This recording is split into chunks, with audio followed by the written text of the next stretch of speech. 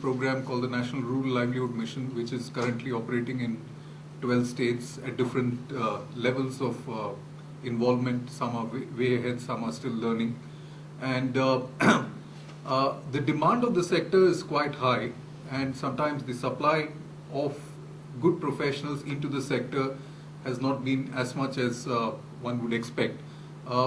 Last year, some of us had got involved. There was a meeting in which there was a suggestion that academic institutions are not sufficiently engaged in this space. In fact, this is one of the spaces where practitioner knowledge is way ahead of academic discussions on the subject, and in a sense they've been distant from some of the ideas. And the hope or expectation from many was saying, can we get some of these academic institutions together to try and get involved in thinking about livelihoods, maybe working together with the government agencies, at the same time maintaining their independence, trying to also contribute to the increased requirement for manpower both from the civil society organizations and also possibly the new CSR foundations, with the possibility of increased budget allocations on corporate social responsibility. We will start off with the presentation by Tabrez. Tabrez has a special expertise on writeshops, and when he was discussing with us the work that he's been doing, so we thought this is a good opportunity for us to use an in-house resource to come and share these ideas. As you can see here, number of publications, most of it done when I used to work with the International Institute of Rural Reconstruction in the Philippines.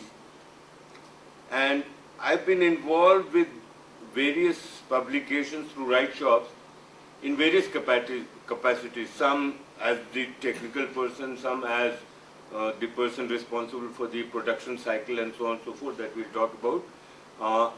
I can say that I've been involved with as much, just enough to be able to have lost count.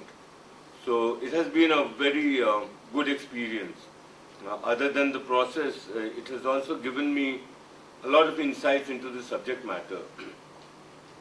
And I have a number of publications that we'll pass around after the presentation so that you can have a feel of how it looks in terms of the presentation.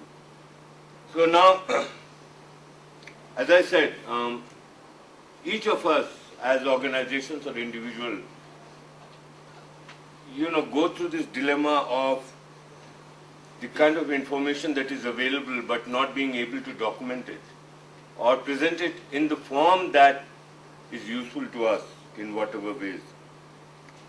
One of the things that we come across all the time, like one of our group companies, Indian Grameen Services, we're talking to one of the senior vice presidents yesterday, and she said, we quickly want to document one of the field work that we had done because the person in charge is actually leaving, which means all the knowledge, if not the data and information, is gone. So we all acknowledge the importance of being able to put it together on a piece of paper in various forms. The second thing is that, if you loosely categorize, there are two kinds of people working in the development sector. One would be people who are, pretty experienced and have picked up a larger role in the organization. So they have 220 things to look after and may not have the time inclination, and rightly so, to be able to actually go in depth as they used to do when they were, younger professionals. So they have kind of stayed out of the immediate happenings in the field. And of course, these are people who have the ability to document and write very well.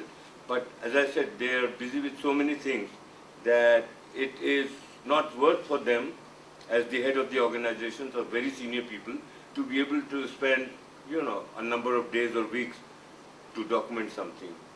The second category of the people would be the people who are actually engaged with the operations of any given program.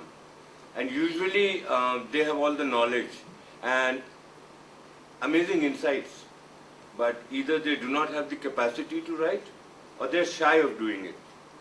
all of us are in some form or the other shy of writing. Even if sometimes it is a piece of mail, we think twice of who is the audience and therefore how it should be written, and we're very conscious about it. There is also a dilemma that has, added to the fact that the documentation, generally speaking, has been weaker.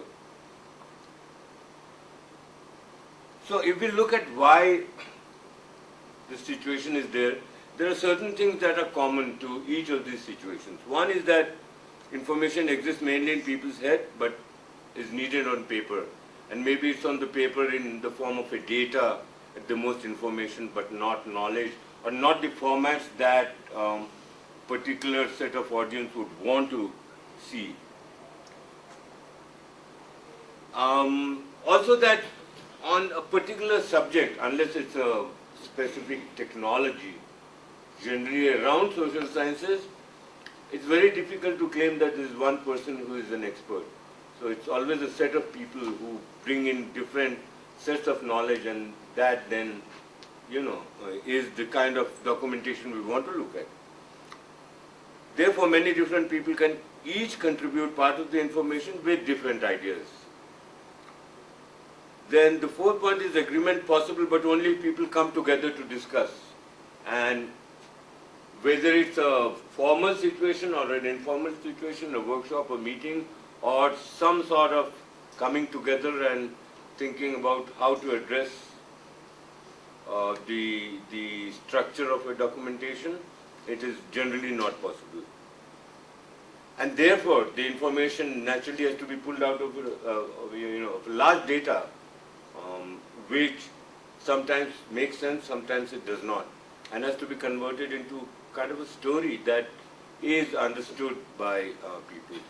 The other thing is that most of the documentation actually is meant for particular set of audience. It could be an academic paper or a publication. It could be a media type newspaper, news item that is understood by everybody but is not very useful for, say, a scientist or a researcher, and so on and so forth. So then the question is, why do you want your audience to be? Whether you want everybody to understand what you're saying, whether it is for a specific set of audience, depending on that. And yes, there's a lot of writer or writing that is very rightly pointed at a particular set of audience. This writing is meant for students of so and so. This writing is meant for policy makers. This writing is meant for extensionists and so on and so forth. But when it comes to the need of writing something that is understood by a wider range of audience, starting from grassroots extension workers to maybe policy makers and scientists, then how do you do that is one of the questions. So these are some of the common elements. Then, as I said, it becomes very important to be able to transform that into layman's language from the jargons of the particular technology or the thematic area in question. And then, of course, it could then come to a stage where it could be, oh, this is the opinion of Tabrez or Shambhu or somebody else, but we don't necessarily all agree to it. But if there is some information, some direction, some thinking, some strategy, some thought, where all of us can come and say, yes, we generally agree to what is being said in this document, then it's more powerful and reaches wider in terms of the acceptance and the acceptability of what is being presented. So then the question is, why a Writeshop? And at the end I'll talk about, variants of Writeshop, and, just a while ago we heard examples of organizations like Vasan already doing that, and at the end of this presentation many of you will realize we have done similar things but may not have called it a Writeshop.